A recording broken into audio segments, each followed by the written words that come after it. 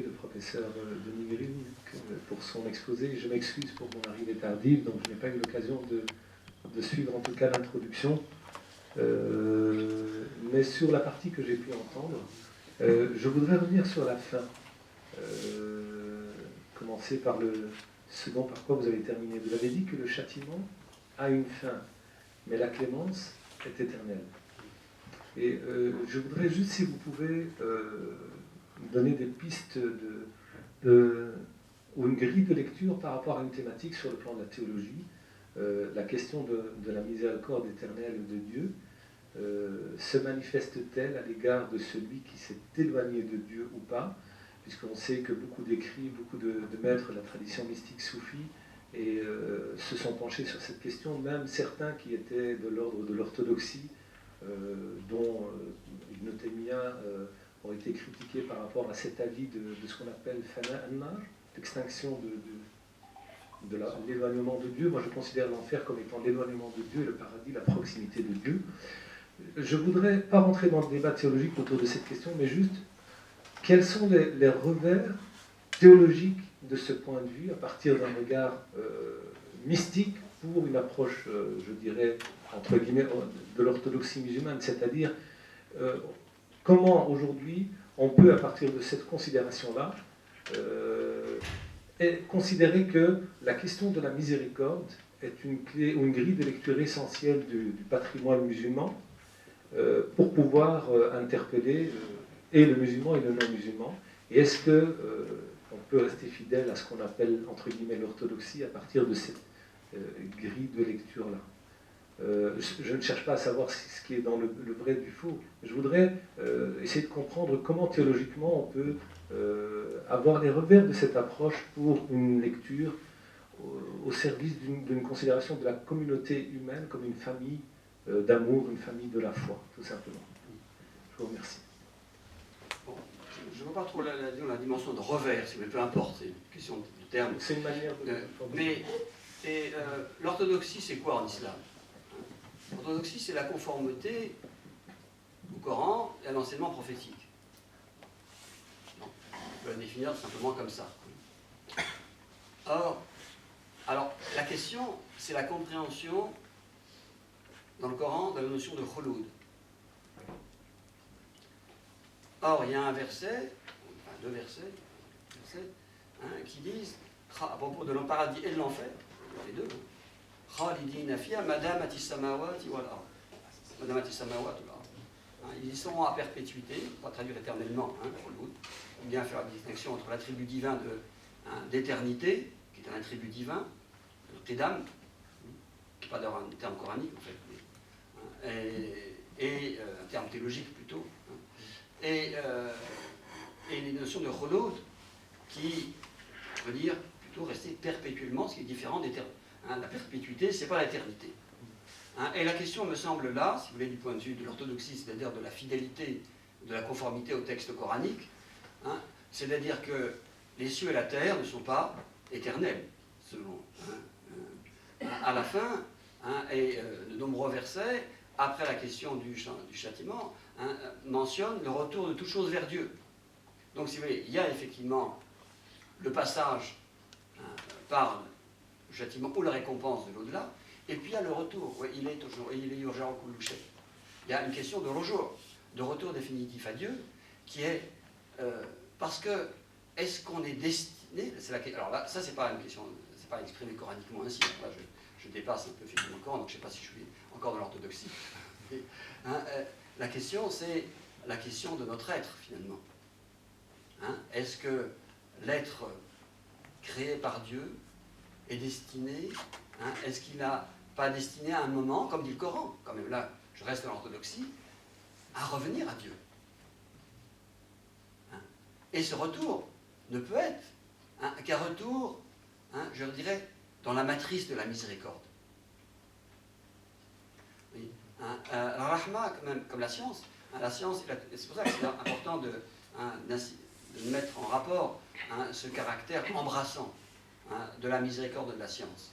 La science divine embrasse toute chose. Rien n'échappe à la science divine, évidemment, par définition.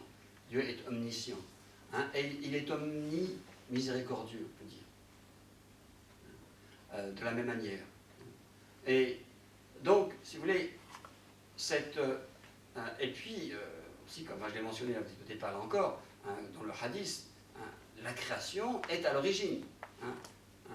Dieu a prescrit, donc comme une obligation pour lui-même, il s'est prescrit à lui-même la miséricorde en créant le monde. Donc c'est que le monde, il est créé pour la rahma, il n'est pas créé pour le adab. Le adab, c'est je dirais, un mauvais passage. Bon, mieux l'éviter, mais je veux dire, c'est un mauvais passage, parce que, effectivement,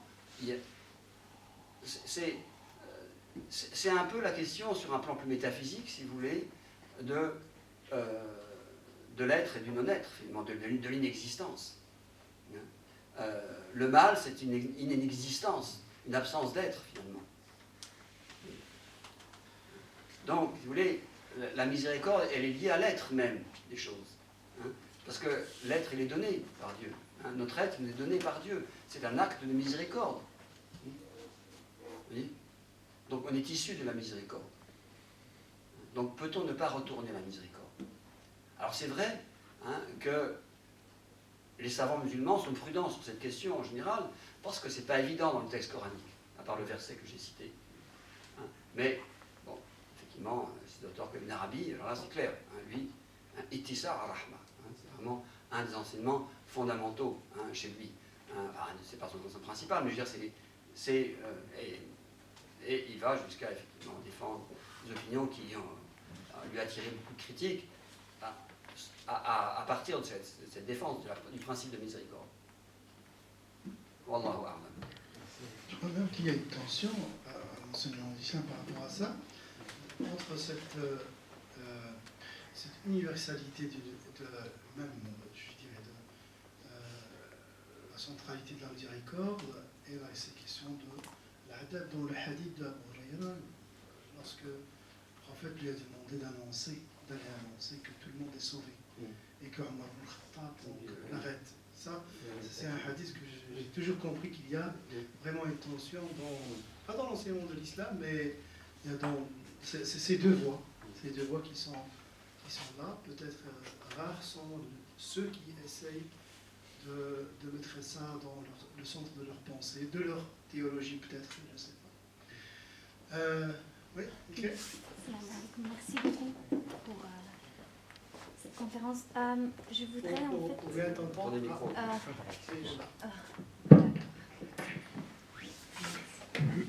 Salam alaikum, merci beaucoup. Je voudrais retourner vers cette valeur transformative que tu disais, cet aspect transformatif de la miséricorde de laquelle tu parlais. Je me demande comment expliquer, comment verbaliser cette valeur transformative que vous voyez dans la miséricorde divine et qui est incorporée par les gens verticalement dans l'amour de Dieu et horizontalement dans la miséricorde entre les gens. Comment expliquer cette transformation en fait? Est-ce que c'est comme Aristote, par acquérir une vertu, ou c'est plus retourné vers une nature qui était déjà là? Et comment ça se passait en fait? Parce que ça, j'ai pas bien compris. Oui, votre question est intéressante parce que j'ai peut-être passé un peu vite là, sur cette question-là, mais d'après les textes que j'ai cités, c'est le prophète lui-même, si vous voulez, qui est le transformateur. C'est pas Dieu. Enfin, bon, bien sûr, le prophète agit au nom de Dieu, bien sûr, mais ça passe, si vous voulez, la transformation, elle passe par l'amour du prophète, dans les traditions que j'ai citées. Oui. Le prophète provoque chez ces êtres qui au départ sont durs, oui, il provoque chez eux son amour, l'amour du prophète. Pour le prophète. Vous comprenez? Yeah. Oui. Pourquoi? Parce qu'il sait que si les hommes l'aiment, ils aimeront Dieu. Donc, si vous voulez, il est le vecteur. Il est le vecteur de la miséricorde divine par cette pédagogie transformatrice. Vous voyez?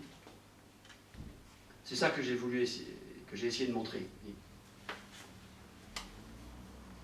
Et donc, c'est un des aspects, si vous voulez, de la miséricorde prophétique, justement, d'être, d'amener les hommes vers et comme il reçoit l'ordre de ne plus maudire ces tribus qui ont commis pourtant un acte grave.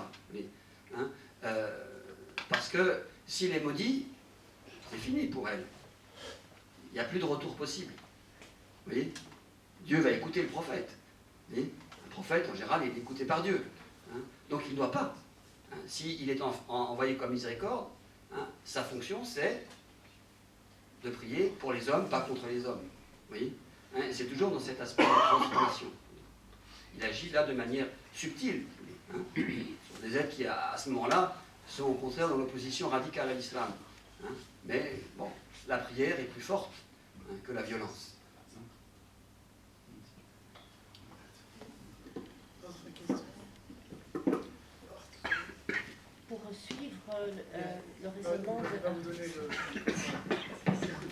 ça on s'entend bien. Oui, salam alaikum à tous, shukran au monsieur Denis.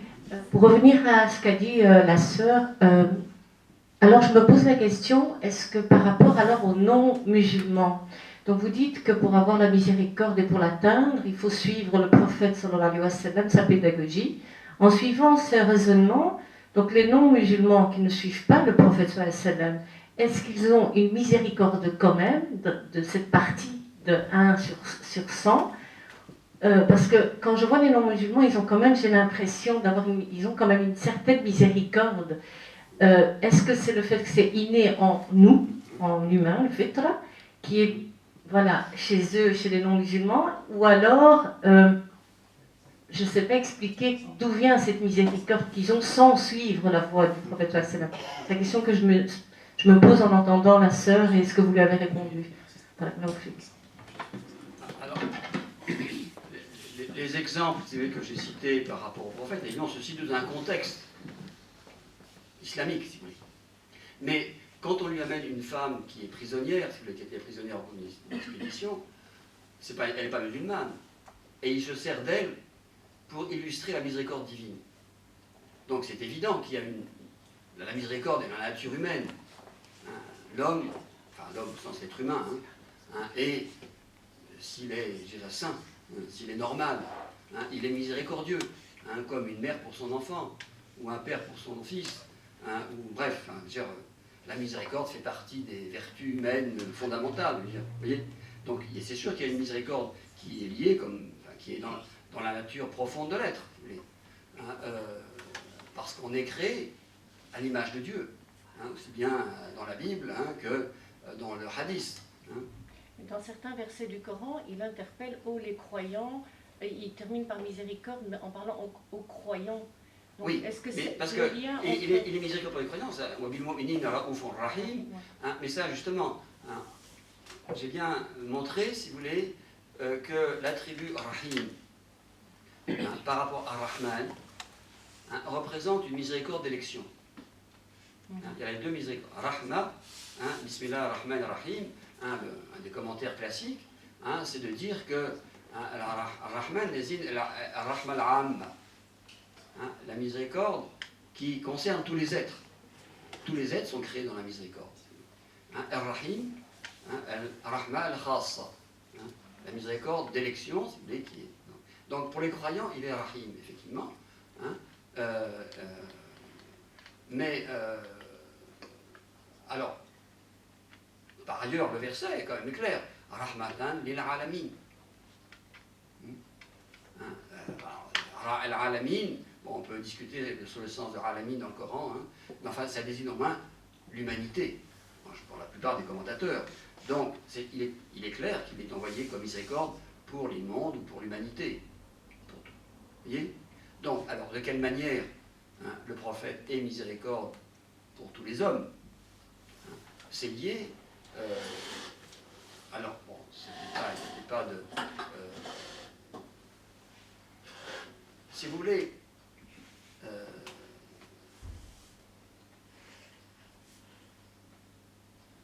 il y a toujours une tension, si vous voulez, je pense dans toutes les traditions religieuses, entre une dimension universelle de la religion et en même temps une dimension, on peut dire, d'élection ou d'exclusivité. Il y a les croyants et ceux qui ne croient pas. Bon, hein. Et puis il y a les croyants musulmans, puis il y a les autres. d'autres croyants, mais qui n'ont pas reconnu le prophète. Donc effectivement, par rapport à l'islam, il participe d'une forme de kufr, hein, c'est-à-dire de non-reconnaissance, hein, de la mission prophétique. Alors, donc, c'est toujours la question.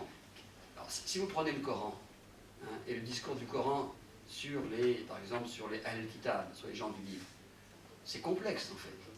Parce que vous avez des versets, hein, qui vont dans le sens de la reconnaissance d'une miséricorde à laquelle tous les gens de la tradition, on peut dire abrahamique, sont destinés, comme le verset Alladhina amanu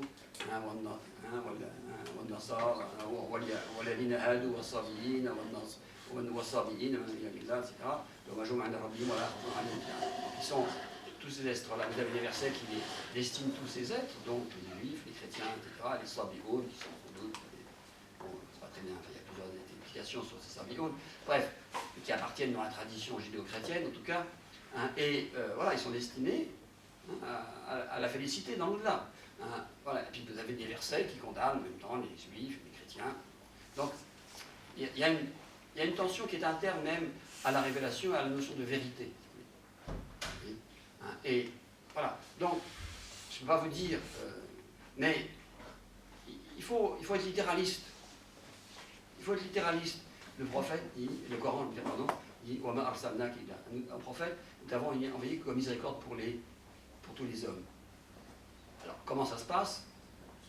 Bon.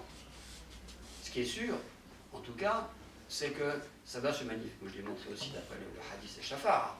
Hein, là, c'est pas les musulmans. Le prophète n'intercède pas seulement pour les musulmans. D'après le hadith, c'est clair. Il intercède pour tous les hommes. Hein, et s'il intercède pour tous les hommes, hein, l'intercession du prophète est acceptée. Alors ça, c'est dans l'au-delà. Hein, ça ne concerne pas effectivement la vie immédiate. Hein. Mais voilà. L'important, si vous voulez, c'est de ne jamais limiter ce que Dieu a laissé ouvert.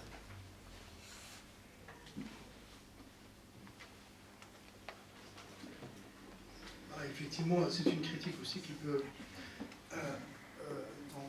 se rapporter à la...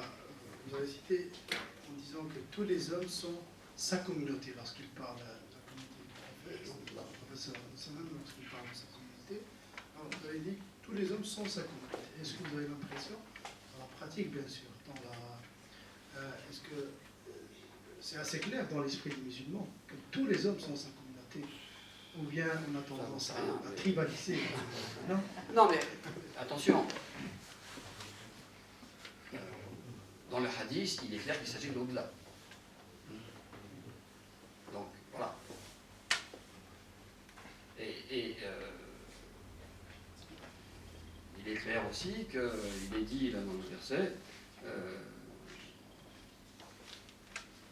là, à propos de Omar Assamnak, il a kafatan linnas, voilà. Omar il a kafatan linnas. Il dit ensuite, voilà qui a fait la naisse, la yara la nuit. Nous avons rien à tous les hommes, mais les hommes ne savent pas.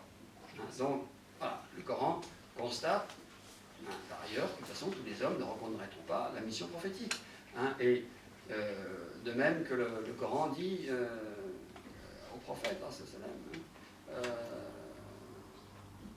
il n'a pas guidé qui tu veux, hein, que tu voudrais. Hein, etc. Hein, si Dieu avait voulu, il aurait fait des hommes une communauté unique. Hein, et donc les hommes sont divisés en communautés. Ça fait partie, hein, de la sagesse divine, hein, qui préside à l'ordre du monde et à sa destinée. On ne peut pas répondre à tout, hein, avec des arguments logiques. C'est bien de faire la logique, hein, mais il y a un moment, des choses qui relèvent du choix divin. Hein. Et si on est croyant, on l'accepte. Voilà. Parce qu'on est croyant. Hein. Donc on ne comprend pas forcément tout. Hein. Ou en tout cas, on peut comprendre, mais on voudrait peut-être que les choses soient comme ci, mais elles sont comme ça. Voilà. Il y a des choses qui nous échappent. Échappent parce que nous voudrions... Et le prophète lui-même, ça le prophète. Allah a enseigné, hein, le prophète a accepté des choses qui lui étaient difficiles à accepter. ta'dib divin. Hein. Oui, c'est vrai ça. Assalamu alaikum, barakallahu fik pour votre intervention, Cheikh Younes. Je voulais savoir si vous avez une petite idée sur par rapport à une petite Parlez un petit peu plus fort. Alors. Voilà le micro.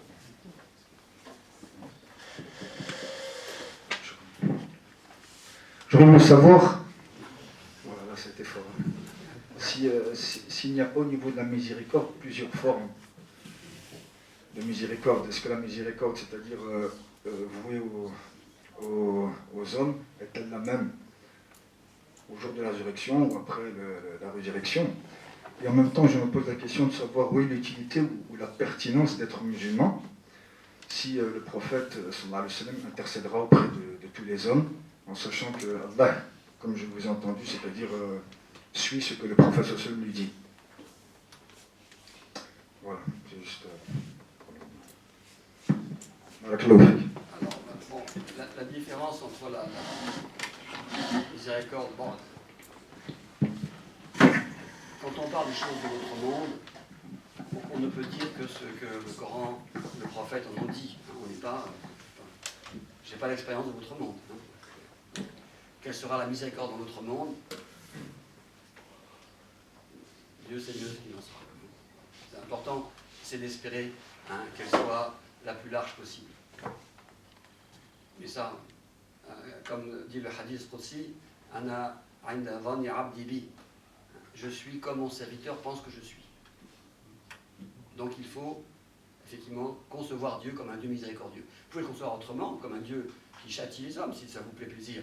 Hein, si vous êtes un peu majossiste. Mais bon, c'est pas votre choix. Alors, pour une autre question, si vous voulez. Pourquoi... Oui. Votre question, c'est pourquoi on est musulman, ou on est chrétien, ou on est juif, ou on est bouddhiste, etc. Intercession, simplement. Bah oui. À un moment, on fait un choix.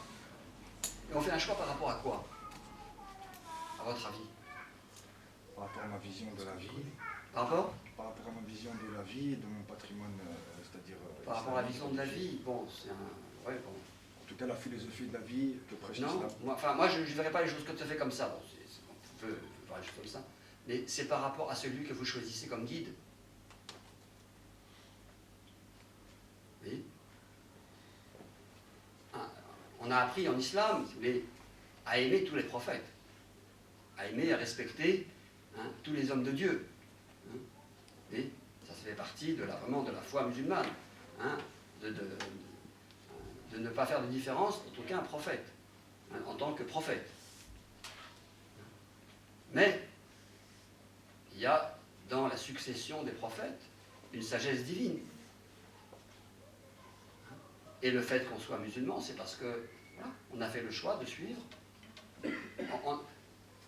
Tous les hommes disent en fait la ilaha illallah, de la même manière. Qu'ils le sachent ou non. D'une manière ou d'une autre. Plus ou moins. Enfin, tous les hommes reconnaissent Dieu d'une manière ou d'une autre, mais ils n'appellent pas forcément Dieu. Mais je veux dire, bon, bien sûr, il y a des athées. Mais chez les athées, leur athéisme, c'est leur Dieu, en quelque sorte. L'absence de Dieu est leur Dieu, on peut dire. Ah, bref. Mais la deuxième partie de la Shahada, Muhammad Rasulullah, ça c'est ce qui va faire que vous êtes vraiment musulman. Vous voyez, que vous reconnaissez dans le prophète celui que Dieu a envoyé aux hommes, comme le sceau des prophètes. Voilà. Et sans déprécier aucun autre prophète, vous, Dieu a mis en vous l'amour de cet homme, le désir de le suivre et de se conformer à son modèle. Alors vous pouvez choisir autre chose. Dieu vous a laissé le choix.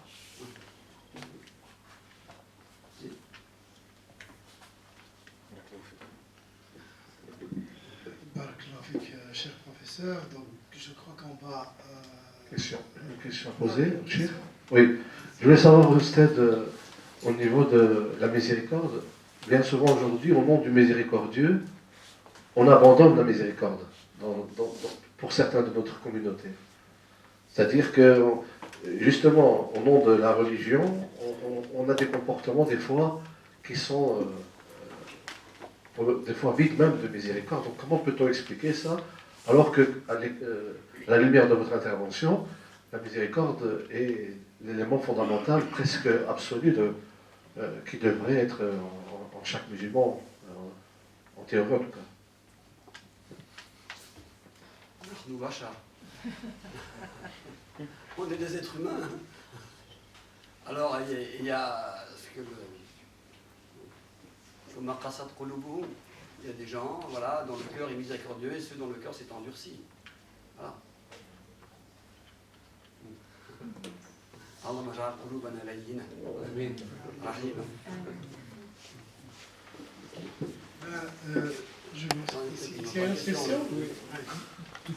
Dernière question. C'est pas une question, c'est plus une demande de précision. Si j'ai bien compris, à un certain moment, vous faites l'articulation miséricorde-vertu. Comment vous pourriez un peu préciser par rapport à ça? Miséricorde-vertu, l'articulation.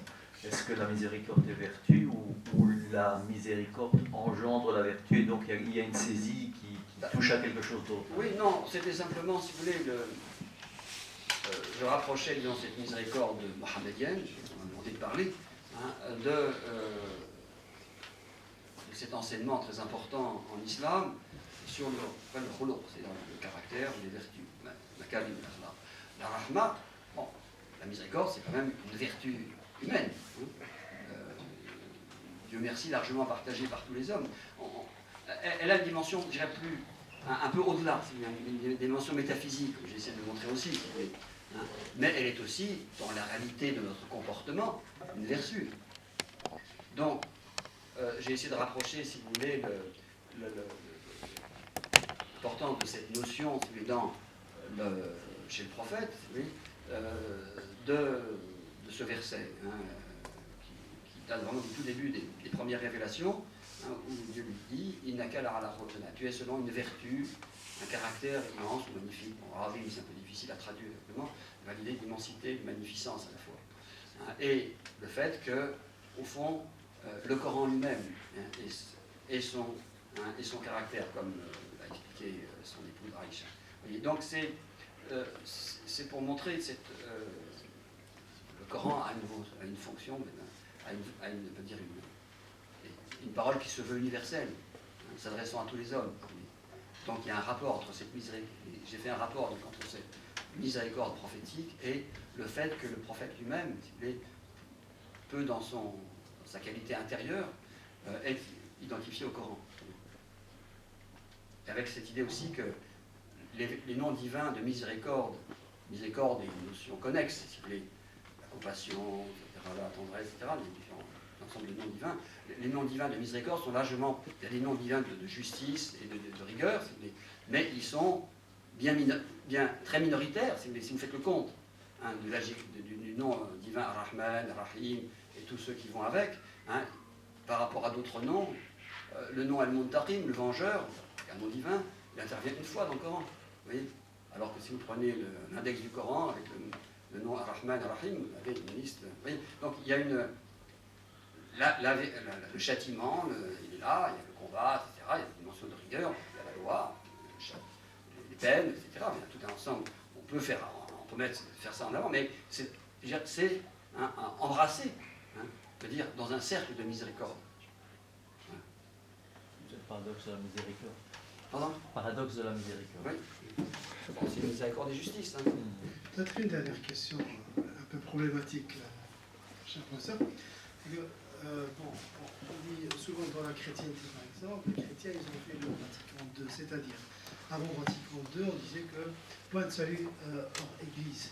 Est-ce que vous ne croyez pas? Certains aussi revendiquent ce Vatican II dans l'islam en appelant à une théologie de la miséricorde, une théologie de l'altérité, si on veut dire. Est-ce qu'il n'y a pas, d'après ce que vous avez cité, est-ce qu'il n'y a pas assez de composantes et d'ingrédients pour cette théologie d'altérité et est-ce qu'il y avait dans l'islam ce point de vue un peu dur qui dit point de salut hors l'islam? Ou bien voyez autrement les choses?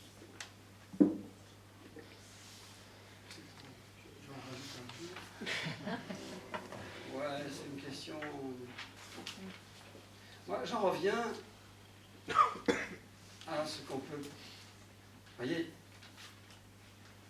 les prophètes sont pour nous un modèle d'adab, c'est-à-dire de juste comportement, le mot adab, dans la manière de s'adresser à Dieu. Vous voyez, cette prière de Jésus dans le Coran, quand Dieu, à la fin de la soirée, Al-Maïda, quand Dieu lui demande est-ce que c'est toi qui as dit aux hommes prenez-moi et ma mère comme Dieu, etc. Jésus dit non. Et à la fin, il intercède pour sa communauté en disant oui, parce que le verset que j'ai cité, si tu les châties, ce sont des serviteurs. Oui. Il met en balance. Et si tu es. Il met en balance serviteurs, c'est-à-dire que tu les as créés pour être à ton service, donc pour leur faire miséricorde. Oui. Donc il met en balance deux attributs, l'attribut de châtiment et l'attribut de miséricorde. Il laisse Dieu choisir. C'est pas lui, il dit. Il leur dit pas, fais leur miséricorde, pardonne-leur. Non, c'est plus subtil que ça. Il met en balance ces deux aspects divins. Et après il dit, wa interfir là-haut, innaka anta al-azizul hakim. Là, il met en balance deux choses. Si tu leur pardonnes, il met en avant l'aspect de miséricorde, par le pardon, tu es le Tout-Puissant, le Très Sage. C'est toi qui décides. Vous voyez, alors, est-ce que les musulmans doivent faire leur Vatican II?